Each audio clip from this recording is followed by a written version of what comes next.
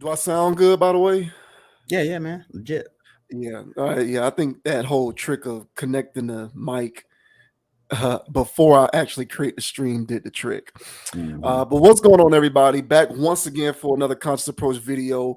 My name, as always, is JV Wins. I am joined by Dogon SS. Appreciate you for watching. Appreciate you for tuning in. Before we get started with this week's commentary, I did want to say that if you're watching this video on the YouTube channel, please subscribe to the channel so that you can get the notification for all new content that comes by way of the channel. Also, hit the like button. Certainly appreciate it. And we do appreciate the new subs that we've been getting over the last couple of weeks. We've seen an uptick in that. So we certainly appreciate that as we continue to keep things moving onward and upward. We like seeing the community grow. I definitely do. So certainly appreciate everybody for joining in because this is the hub for everything. Y'all the real MVPs, man. Y'all the real Yeah. MVP. Yeah, most certainly. So, without further ado, we're gonna go ahead and get into things for this week. We are going to start off with an interesting video that we found on World Star, where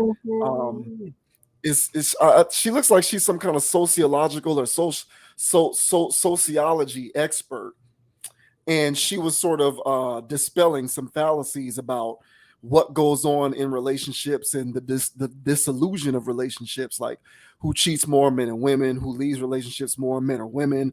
The conventional wisdom, most people think naturally that men cheat more, that men step out more, that men are always the reason why relationships end. But she's suggesting not so fast.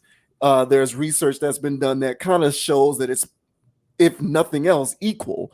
And it's not necessarily one particular gender over the other that is the cause for why some of these things fail.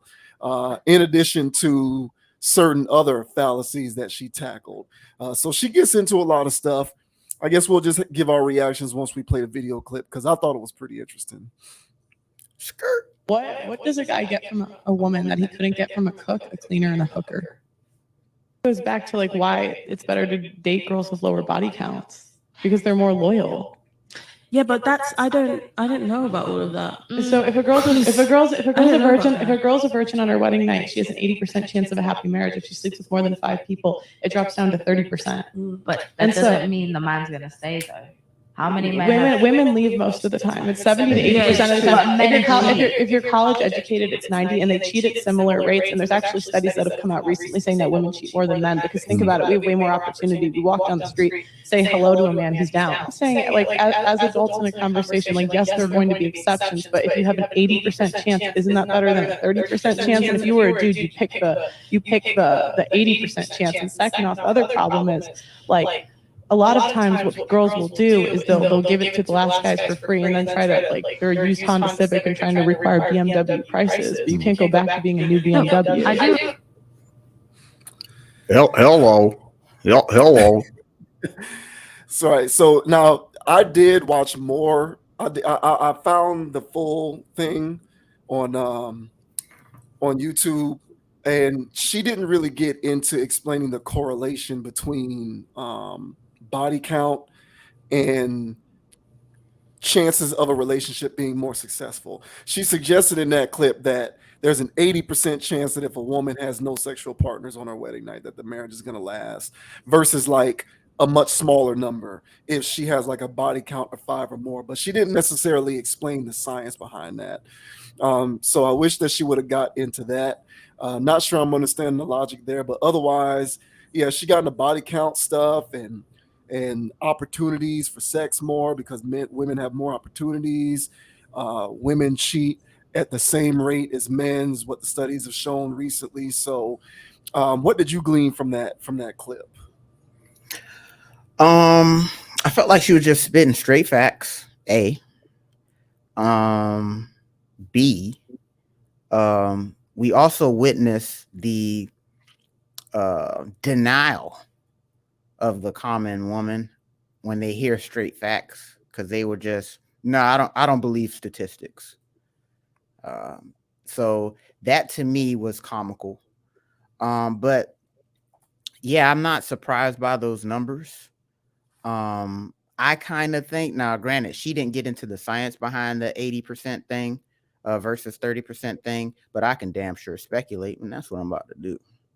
And I think what she was more or less getting at is women, their vaginas are a black card. They can go anywhere and get anything they want with their vaginas. And the ones that are aware that they have a black card, well, they use it. And so if they have a body count of 5 or more, they have a tendency of swiping the black card. So they know that they have options, basically. So if they're in a marriage and they have a higher body count, that to me suggests more of a hypergamous mentality. And instead of trying to make it work, they're just willing to leave. And versus the ones that have a lesser body count, they hold on to the situation more because it's a lot more precious to them, because they're not just going around swiping all the time. And so I think that's more or less where the science comes in with that. And when it comes to the cheating rates, more or less being 50-50, I'm all on board with that. And so I have, me personally, in my personal experience, when I started going out here and dating and stuff, I was doing it with the purpose of finding a long-term situation that could turn into a wife. And that was more or less my philosophy with things. But once I was out here and just getting disappointed, well, I switched to thought mode, because I figured, I was like, why am I sitting on my hands where the girl that I'm interested in is getting hypergamous and possibly entertaining other people, you know? And so I said, well, I'm not going to be the guy sitting on his hands anymore. I'll be the guy getting it for free. So I went and started doing that stuff. In my journeys in Thoughtville, right, I gathered, because what allowed me to do it, I told them I had a girlfriend, even though I didn't have one. I was like, yeah, I got a girlfriend. Yeah. And I was seeing if they were willing to entertain me, even though I said I had a girlfriend, and they were. Some of those girls had boyfriends and they didn't care. So once I saw that side of the fence, and I saw that, oh, okay, well, married women, engaged women, and women that were in long-term relationships were still giving it up for free to me. So I was like, all right, well, their guys never knew, and it was what it was. And yeah, women cheat. But if you say this to the average woman, you know, they're going to be like, oh, that's gross. That's disgusting. I'll never have multiple sexual partners. That's gross. I don't know what's good. All this other jazz, you know. But we said this before when we were talking about the what's that girl name? The Harvey, the Lori Harvey situation. And we Yeah. were talking about how women talk in code, because they can't go around saying certain things, because lest they look like a slur. So they have this defense mechanism when it comes to telling the truth about their body count, about their sexual habits, their sexual fantasies. So I'm not surprised the women in that room were fighting back at statistics, because their code mechanism was kicking in during the fact drop. So that's my initial thoughts on this topic. So how do you feel about it? Yeah, with respect to the body count thing, like Mhm. I've gone on record saying, for me personally, the body count thing is not really something that I emphasize. Like but see, I'm different. I Mhm. recognized a long time ago that women have a more frequent access to sex than men do.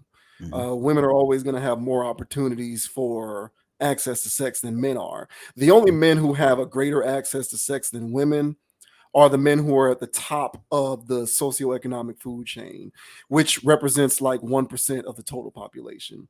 So it isn't enough of a subset of the population to really make a dent with respect to the idea that men have an equitable bite at the sexual apple as women. So like I realized a long time ago, women have more opportunities for sex. They have greater access to sex than men. And me knowing that women have more opportunities for sex, I kind of accepted a long time ago that there's a very good chance that I'm going to routinely run into women who had more of a body count than I do. And you know, it's not that I have it's not even that I have a low body count. I'm just looking at it realistically. Women on average have more chances for sex than men do, even unattractive women, because that's just the way these things work. So, like, I never really cared about the body count thing. My whole rule was as long as you are disease free, I don't care what your number is, honestly. Now, if we get into extreme cases like what we talked about last week with Diamond the Body, that's a different subject. Like that, when you start getting into those types of absurdly high numbers, Yeah. um, there's cause to pause on my part. But otherwise, I prepare myself mentally going in. There's a very good chance that I'm one of several men who you were talking to. And there's also a decent enough chance that I am maybe one of being reasonable, at least maybe two guys that you're having sex with. That's just kind of the way these things work. So as long as you do it quasi responsibly and you're not diseased or you don't really have STD issues or anything like that, I kind of don't really care about the body count thing. Um, Otherwise, a lot of this stuff to me is, you know, pretty common sense. I think the crux of the whole thing is it's very sensible to suggest that women, in my opinion, cheat more than men do, simply because women just have more opportunities. Like the reality of a woman is so opposed to the reality of a man. A woman can go anywhere about her daily life and be approached, accosted, you know, by men several times throughout that day. Man, I used to test this theory. I had female friends, and I used to ask them. I used to say, you know, excluding times where you go to social gatherings where this type of behavior is anticipated. So you know, if you go to a bar, if you go to a club, if you go to a lounge, places like that, a party, you know, you're going to anticipate being approached by men. But excluding those occurrences, let's say you just go into the grocery store, or you need an oil change, so you're going to get your oil changed, or you're going to the mall, or you're going to the gym, you know, you're going to socially neutral places like this throughout the course of the day, uh, during your waking hours. How often are you approached by men in a manner in which this man is interested in you and is trying to get your phone number? He obviously wants to try and hang out with you in a non-platonic way. Like, how often does that happen to you on a regular, you know, on a day-to-day basis? And it varied from one girl to the next, but most of them said it happened at least a few times a day. Um, I can do all of those things for 60 days and not get approached by one woman. So the math just doesn't add up, and it never did, that men do all of this extemporaneous cheating compared to women. But what it's what but like the way that these women, the way that the women in that clip tried to deny the fact that that is true, is evidence to the fact that, and you know, I've often I've made mention of my belief in the idea of the large group of men who are involuntarily celibate, meaning these are men who are of sexual age, who are interested in women, who want to be with women, but are being disqualified from having the opportunity to be with women because women disregard them because they are making themselves exclusively available to a small percentage of men who meet very particular sets of criteria. So, what I'm thinking is going on here is all of you women are interested in that specific criteria of men, which represents in any given population no more than 10%. Mhm. So you believe you're being cheated on at a greater rate because you all are being cheated on by the same small pool of guys. If it was more open, right? If the floodgates were more open, we would see we would see a lot of these numbers regress to the mean in all likelihood, where you would see that even number playing out. But right now, the even number isn't playing out in large part because it's the same men who are getting the opportunities. And so, because those men have the wealth of options, there's no incentive for them not to cheat because what penalty do I pay for the price of cheating? There is no penalty because all the women are after me. So if you're mad at me because I cheated on you, tough luck. I'll just get with the next girl because you all are after the same guys. You all are after me. So I am incentivized in no way, shape, or form to not cheat. So what that ends up happening on the back end is men cheat more than women, when really that's not true. It's really the small percentage of men get the most opportunities, therefore they're doing all the cheating. But in reality, I think women actually do. If we regress this to the mean with all things being equal and you extrapolate that to the general population, women do cheat more. And I do think that women at the very least have an equal burden of responsibility with respect to why a lot of these relationships play out the way that they do. Like, it's basic math. Women get more opportunity. All you have to do is just, at any given moment in time, a woman is communicating with at least 3 to 5 men at the same time. Most guys are not doing that. The only guys who are doing that are guys who are at the top of that ladder in their respective environments. And you might think that there are a lot of guys who fit that build, but again, the only reason why you think that is because you're only talking to a small percentage of men. So your Mm. worldview of the guys who are able to flex this type of cheating capital is distorted because you're only dealing with 10% of all the men. So yeah, I think she was spitting facts. Um, I do think at the very least it's equitable. I've never thought that it was just all these men out here doing all of these cheating and these women are just willful victims. I just think that, women have more opportunity, and with more opportunity comes the instances for a greater frequency of cheating. And also it boils down to how you qualify cheating as well, right? I've heard a lot of women say you don't have to have sex with somebody else for it to be cheating. If you're emotionally connected to a woman, you're cheating on me. I've heard that. I'm sure you've heard that as well. Mhm. So, like, again, who are the guys who are the guys who are doing all of this cheating, physically or emotional? What percentage of the total population of men does that actually apply to? I just kind of feel like all the women are making themselves exclusively available to a certain profile, and it can distort your idea of who's actually doing this stuff because you're working with a sample size that is not actually representative of the general population. And most women, because they have more chances to do this than men, have a rotation of several men who they're communicating with. And I would argue that at least half of those guys, they have some kind of emotional attachment to. So even if you're not doing the deed with those guys physically, I would say that according to your logic, that would qualify as cheating. So who's doing the majority of the cheating? It stands to reason, in my opinion, and I think that this woman in this clip was suggesting the same thing. It's probably more women than men. Now, what does that mean in the grand scheme of things? That's up to your individual interpretation. But I do think that she was deconstructing certain fallacies that we tend to believe are true that aren't actually true. And who's promoting these fallacies? Because and so th- I agree with her and her takes because I don't know where she was pulling this stuff from, but it sounds right. And so now let's get this straight now. We're not talking about all women. All right, let's get this straight. So hey, I don't do that. Hey, I'm not talking about you, shout it.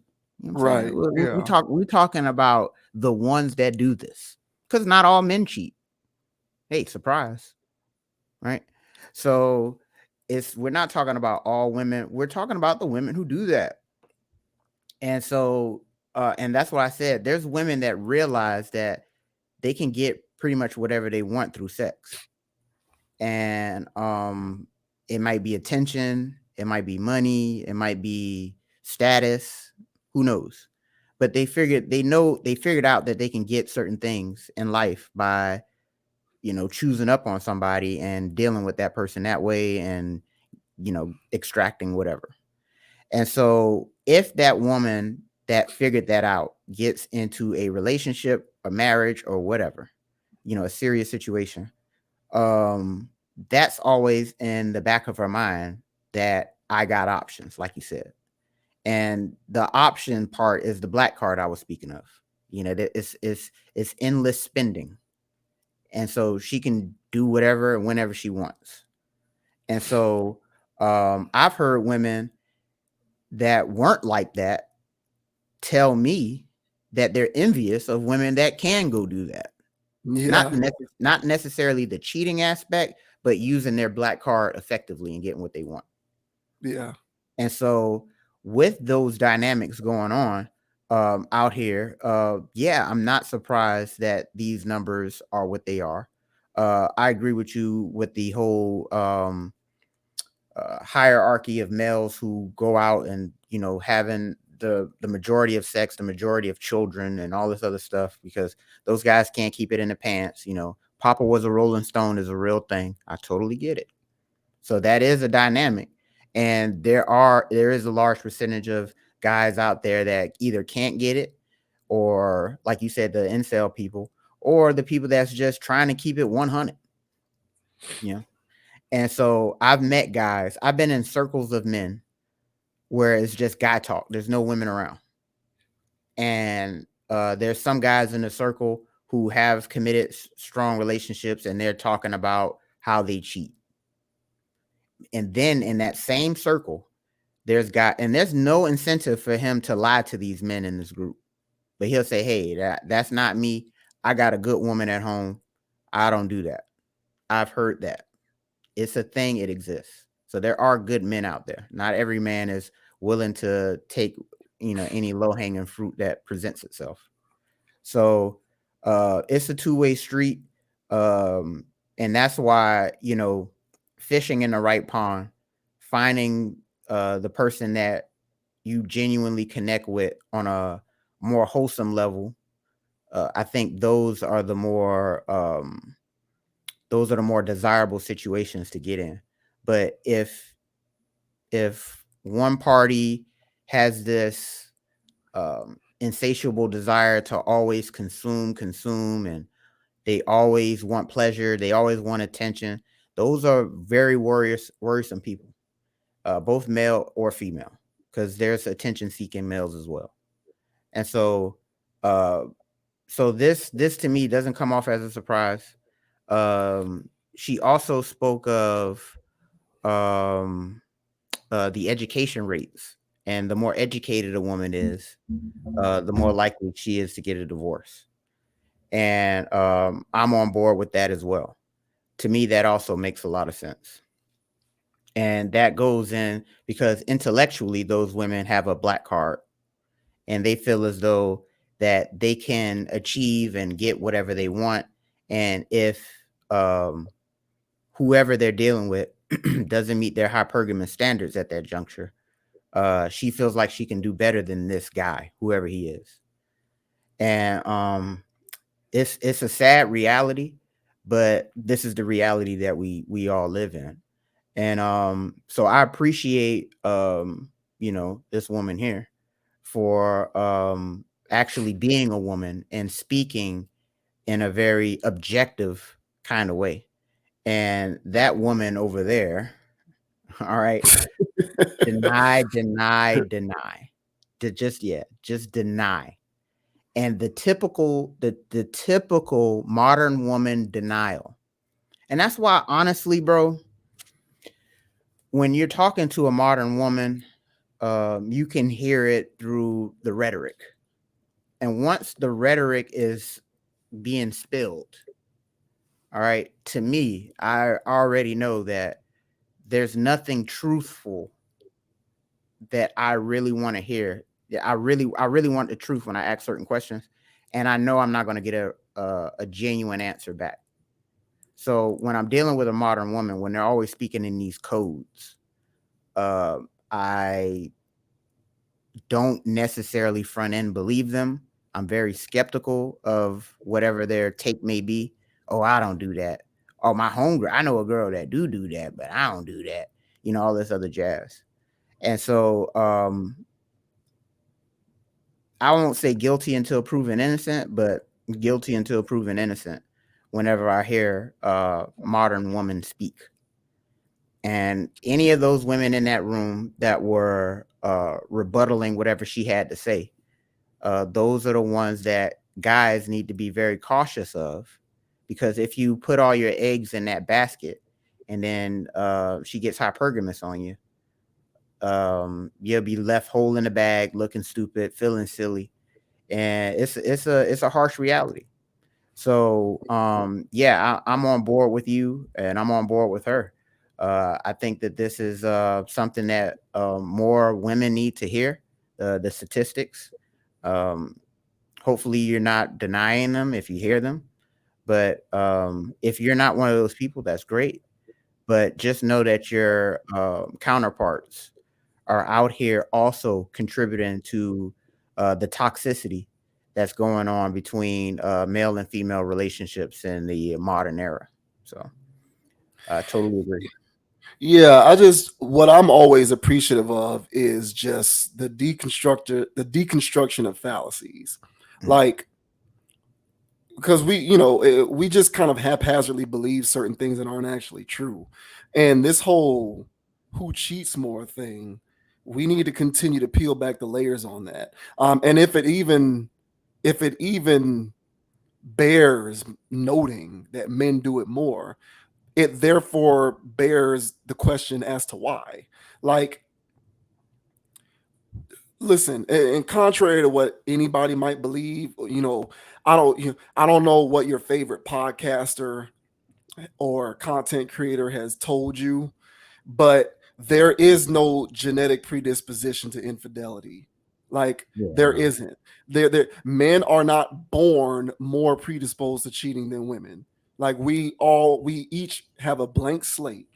Okay, so if we all have a blank slate, it then, the question therefore becomes, who is more likely to do it and why? It's like, you have two kids, right, born under the same circumstances. One kid lives in a house where the parents are always buying donuts, and the other kid lives in a house where the parents don't buy donuts. The kid who lives in the house where the parents bought him donuts, now that kid is overweight. You can't suggest that the overweight kid was genetically predisposed to being overweight. No, the kid is overweight because he grew up in a house where he had easier access to method to means to the to means to become overweight. So, when it comes to the whole access to sex and all of that kind of stuff, Hmm. um, we all have a blank slate. Men aren't out of the womb born to be cheaters and all of this kind of stuff and dysfunctional with respect to relationships. So, all things being equal, who has more bites at the apple? Like, I don't if you're going to argue men have more bites at the apple, you're not being honest about the way this stuff works. Like, women have more opportunity. She said it. I don't think anybody's going to disagree with that. Not anybody who's reasonable, at least, would disagree with that. So, if you believe still that men do it more, I would ask you, who are the men who you deal with that would, have you thinking that men do it more?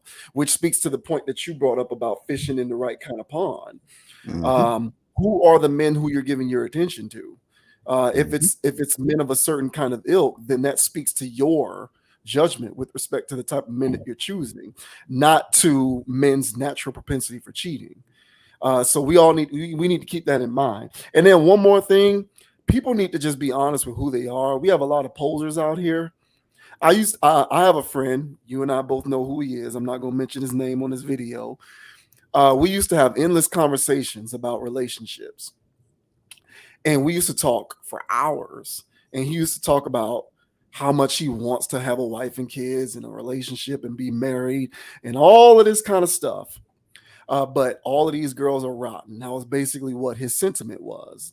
Um, and it was like, bro, all of the girls aren't rotten. You just keep talking to rotten women. So it's not them, it's you. Your judgment is askew. How about you try to talk to a different girl and you'll get a different outcome? But see, he didn't actually want to talk to a different kind of girl. He actually liked talking to the rotten women.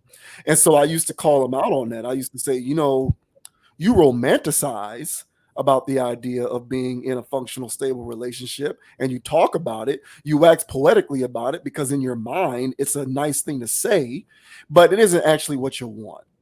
And I'm not here to tell you that you should want it or not. All I'm Mhm. saying is if you like being the person who talks to toxic women and you like living a toxic lifestyle, just embrace it and be honest about it. But don't talk as though you don't want to do that when your behavior suggests the contrary.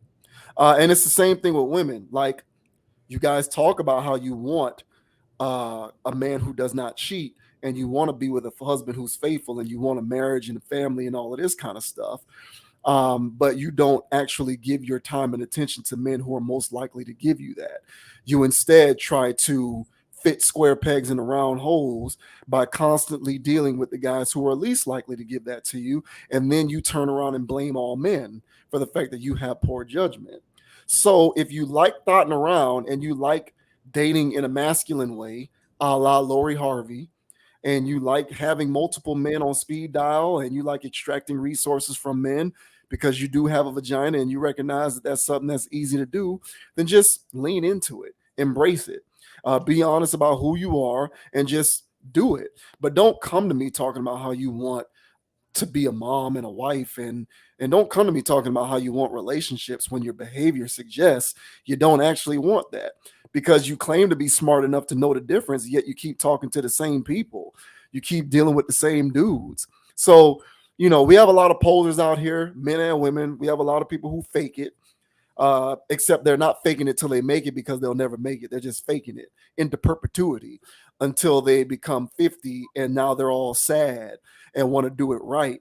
But you're old now. So people just need to be honest with who they are. And we have a lot of people who are dishonest with who they are. I'm not going to cast aspersions on any of the women who are in this clip who are disagreeing with what the other girl was saying. But I mean, your ideology would suggest that you are trying to fit those square pegs into round holes. Who are the guys who you're talking to that would lead you to believe that men just naturally cheat more? That's what I would ask. And until you come to a realization on the truth of that, I would suggest not denying facts when they're presented to you, respectfully. Well, yeah, and but I think that there's just a natural stigma on men, period.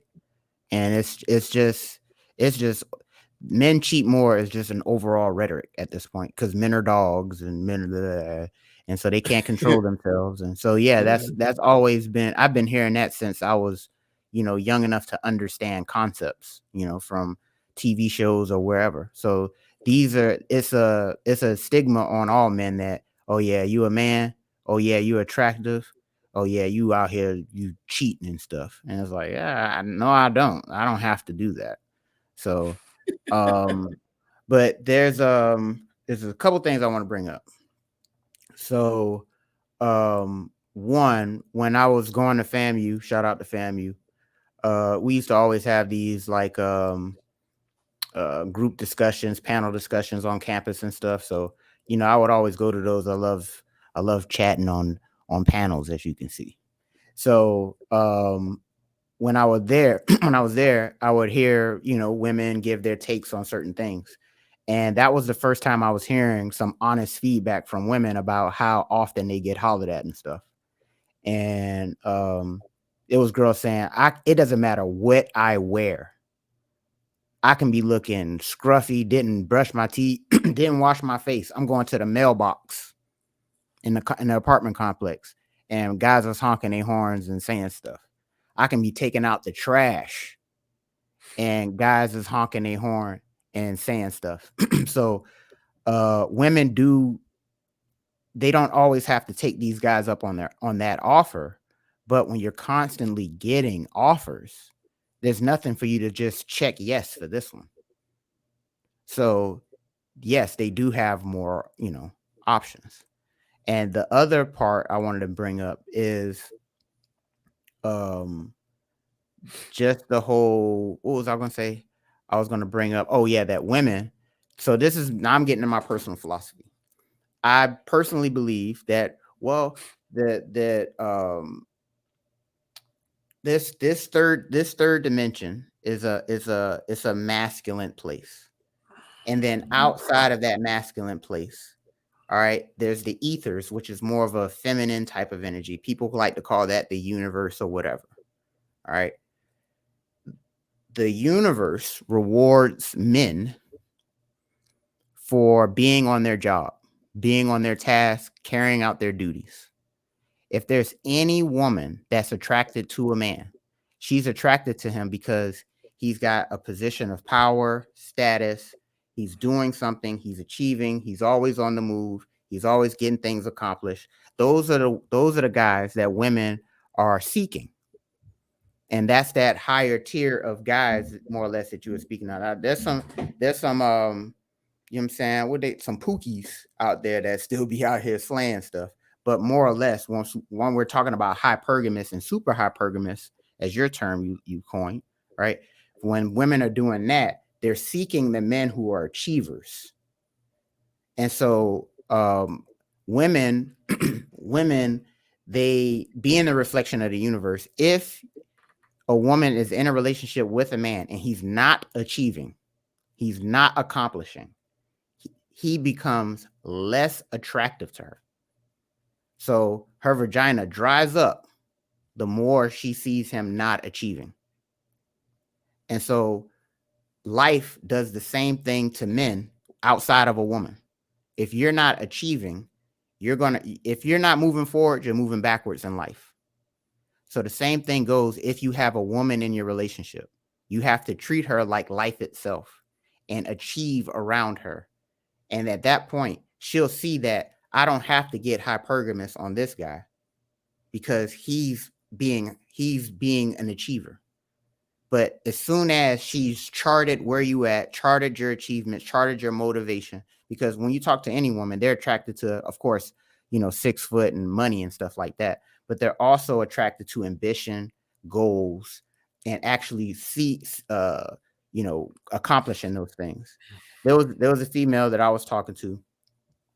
Well, not really, but she knew me from school, and she had a full-blown relationship. I'm talking about 3 years plus. Yet she in my house laying in my bed. And before she got in my house and in my bed, she called me while I was studying something. And then me and her was talking on the phone like 20 minutes. And then she cut me off and she was like, "Weren't you like studying or something?" And I was like, "Yeah, but shit, hey. And she told me basically like, you shouldn't let a woman distract you from doing whatever you're trying to accomplish. And at that moment, I was like, at that moment, I was kind of deep, and I took it like kind of a jab, but at the same time, I was like, she's got a point. And a woman wants to see you achieve no matter what. Hey, baby, I'll get back to you later. Woo! There goes the juices as soon as you tell her that. So guys who are out here working a job under another man, who gets paid under another man, all right, subconsciously, because the guys feel like he's holding it down, he's paying bills, he's doing whatever. Subconsciously, that woman feels like he can achieve more. He can do more than just working at this place. And so that's when that hypergamous energy comes out in a woman. So for males, what they have to understand is, why does she cheat on me? Why does she? Because I won't say that all women just cheat for the sake of cheating. They cheat because they get turned off. So why are they jumping ship? Because you might not be achieving at a high enough level. Not achieving so much like Tom Brady, where you make your wife want to leave you, but achieving to the aspect of, hey, this guy is really going out and slaying, that saber-toothed tiger and bringing it back.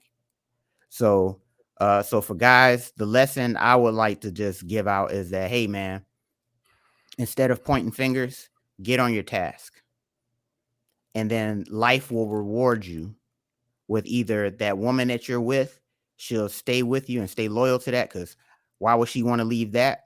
Or if you're single, they'll start flooding in like money, and you'll be batting them away because you're so locked in on your goal and your accomplishments.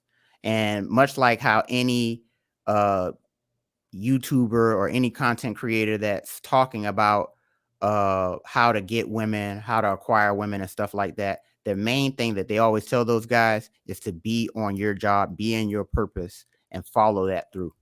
And once you're doing that, you'll start attracting more women.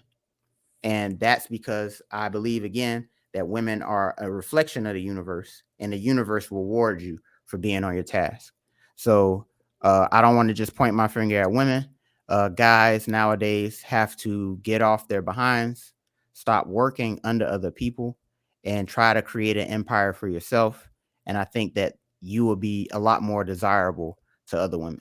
So that's my take on Yeah, that. that's a nice sentiment. Basically, every guy needs to learn how to be an entrepreneurial badass. Realistically, though, only 10% of all men will ever achieve that in life. There's still an aspect of the way regular society works that has to be taken into account. I think that's a good message, but I don't think it's entirely practical. Not every guy is going to do that. No, they're not. And so, like what you described is reasonable. Like I've never had an issue with women who intrinsically seek men who are upwardly mobile. Right. But what I have called so I think all of that is reasonable. I don't think for a single solitary second that any woman should get with a guy who is not moving in a certain direction with momentum. I don't believe in that. If a guy is broke, ladies, don't date him. If a guy doesn't certain things, if a guy doesn't have his own place, ladies, don't date him. I don't fault you for stuff like that. I don't I am behind that. That to me is reasonable. But to me, what is unreasonable though is, there's certain things, like I coined the term hypergamy. So you brought up a woman being attracted to a man who is ambitious, and we've gone long enough on this segment, so I do want to continue. But real quick, like, we've gotten to a point where this stuff has become highly specialized. So, for example, and I was on the phone not too long ago with my sister and a friend of my sister, and they're both late 20s, and they were talking about this type of stuff and how dating has become so impossible and all of this kind of stuff. And they're throwing all of these words at me. My sister's friend was saying, well, I just want to be with a guy who's going somewhere, who's ambitious. And I asked the girl a question. I said, okay, so let me ask you this. Let's say it's a guy who works at Walmart. And he is trying to climb the Walmart ladder. So he wants to be a district manager where he's running like 3 or 4 Walmart stores. He's on his way he's going to make a pretty good living. He's going to be an administrator. He's going to be running stuff. It'll just be Walmarts that he's running. Would you date that guy? And she was like, no. And it's like, oh, well, I thought you wanted a guy who was ambitious. So it's not about whether he's ambitious or not. It's about the type of ambition. And that's why, I understand what you're saying. I just don't think women process it that way. So like a woman can say all day long, I want a guy who's doing this or that, or who's ambitious. Okay, well, ambitious can be a guy who's trying to be a general manager at Best Buy. You won't date that guy because that's not good enough. You don't want the guy who's a general manager at Best Buy. You want the guy who owns the Best Buy. Yeah. And for some of y'all, you don't even want the guy who owns Best Buy because even that's lame. So, it's about perspective, and it's about what you perceive when it comes to all of these different types of terms. So, and that's where the hypergamy comes into play, because I don't think there's anything wrong with a woman saying, I'm not going to date a guy who isn't on his way up, who isn't eventually going to get to a point where he's doing this or that. I don't like to place dollar figures on it. I'm uncomfortable with that because, again, I don't want to place this unreasonable standard on success. I don't want to place an unreasonable standard on the mere attainment of a successful relationship. I don't like the fact that we try to tell men they got to be running businesses and making six figures a year just to get a successful relationship. I don't like that. I don't think that that is reasonable for men. I don't. I don't care what anybody says. Like, only 10% of the total population makes over $100,000 a year. Okay, it's a good message and it's something to strive towards, but I don't think that it's okay to place that kind of a burden on a man in order to say, if you want to have a successful relationship with a woman you find attractive, you have to be able to be doing this. And if you can't do that, you're disqualified. But that's what we see is going on, and so that's where I have pushback to some of the stuff in what you just put out there. Not that you were trying to say that per se, but I've heard that type of stuff before, and it's not entirely complete in terms of the application of the logic. Like, so here, let me hear just me. think, because I'm done after this though. Okay. Like, when you, so again, when we talk about this cold stuff, throwing out words like ambition, and all of that kind of stuff. Well, what do you mean by ambition? When the word ambition is a general term, and I'm not even talking to you, I'm talking to women, because women do this. So like, when you invoke the use of the word ambition, which is a general term to describe the type of guy that you're after, please understand that ambition is a general term. That's a generalization. It can mean many things. A guy can be working at a department store and he wants to work his way up to run the department store. That's an ambitious goal to set for yourself. And if you achieve that, you have achieved a mark of ambition for yourself. It doesn't mean these women are going to date you, because they can perceive that form of ambition as not good enough, as insufficient. So it depends on what we're talking about specifically. And that's where we get into the nitty gritty when we're dealing with this kind of stuff, because it matters. The devil truly is in the details nowadays. And I'm not saying that it's right or wrong. I'm saying that it's important to qualify that, which is what brings me back to my central defense of her logic, because she is getting into the details when she's talking about reasons why people cheat and why those numbers can skew in one particular direction and what that all means. No, factual. And yeah, you're right. And we got to bring up something like this again, because this is indeed we got deep in that. But Yeah, I'll just say this, like, I get what you're saying, and you know, lawn service. You got a lawn service and you got multiple trucks. You're a truck driver and you own multiple trucks. You don't have to be CEO of nothing. You just running your own operate. You manning in life. You handling your business. Now, I'm not saying that those guys don't get cheated on, but I'm just saying that it don't have to be a grandiose thing. You're just, putting your feet to the pavement and actually getting things done. Women would like to see guys on the move. And if you're a I guy hear. if you're a guy on the move, that's more attractive than a guy who collects a paycheck and sit at the house and watch football. I got you. And I will say that guys who are on the move have a greater chance to be successful than guys who are just sitting on the couch collecting a paycheck. But if you leave it up to certain women, not all, but certain women, it depends on what you're talking about specifically. I've Agreed. heard women who will not, I've heard women who will say, I wouldn't date a guy who's a plumber or an electrician. Yeah, I've heard that too. To me, that's like you're on the move. Like, if you're an electrician, you can make 100K a year. Like, you're on the move. If you're an electrician, there's women who won't date a guy who's an electrician. Why? I don't know. Ask them. I don't get their logic. I just try to explain it. But plumbers, electricians, carpenters, like, it just depends. And the fickle logic of women largely dictates a lot of this stuff. So I hear what you're saying, but you're coming at it from a manosphere, red pill, logical standpoint. And what I'm suggesting to you is women don't think of it that way. Okay. A guy can be a carpenter. And to me, a guy who runs a carpentry business, to me, that's ambition. But to them, they're not looking at that. In their minds, a guy who's ambitious is a guy who's running some kind of corporation. or who runs his own real estate firm, or who is a lawyer or a doctor or something like that. We have different definitions of what this means, but the problem and the disconnect is that we're applying general terms in order to explain a lot of this stuff when really it's specific to what these individual interpretations are. So it just I agree with the spirit of your message, but I've heard him say it. I've heard him say, no, I wouldn't date a guy who is a plumber. Okay, well, I mean, what are we talking about here? I wouldn't date a guy who's an electrician, a carpenter, a roofer, a guy who does construction, lawn service. You said a lawn service. Guy makes great living. He works with his hands. He cuts grass, he cuts yards, he does landscaping, lawn service. You got a lot of women out here who wouldn't date those guys. And that to me is hypergamy. And that's what I think is unreasonable. Gotcha. So Understood. all right. So next week.